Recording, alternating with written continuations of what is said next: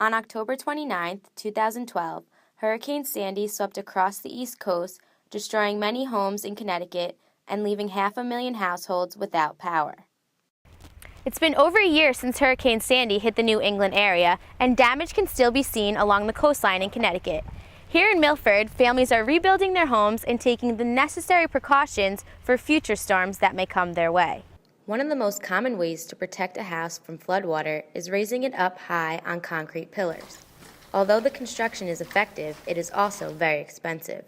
We were lucky we didn't have to build up, because that costs to build your house up. This house, they said, would have cost $140,000 to build up, and they wouldn't have been able to do this front room.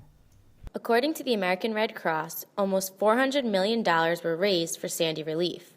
90% of those funds have already been spent towards emergency assistance, food, shelter, and long-term recovery support.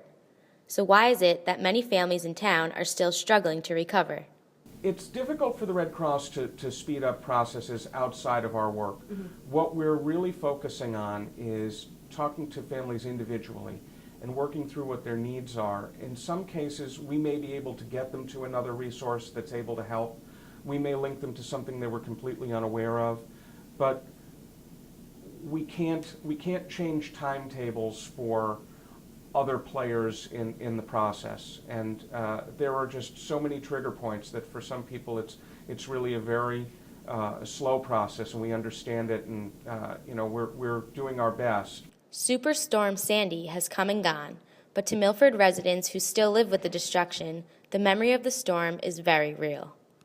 Filled with sand, 4 feet of sand everywhere, everywhere. This room had stuff in it, silt and sand, and you couldn't get in your driveway. It was 4 feet of sand.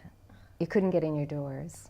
After we took a walk and saw people didn't have fronts of their houses, or the houses down here had crumbled. It's very sad.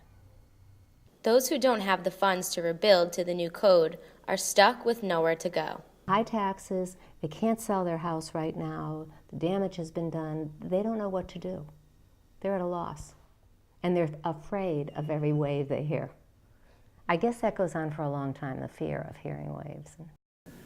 This storm has changed people's lives forever, and they'll rebuild and they'll recover, but it's always going to be a painful memory for people, and certainly our thoughts are with them, and we're working hard to make ourselves available as we can.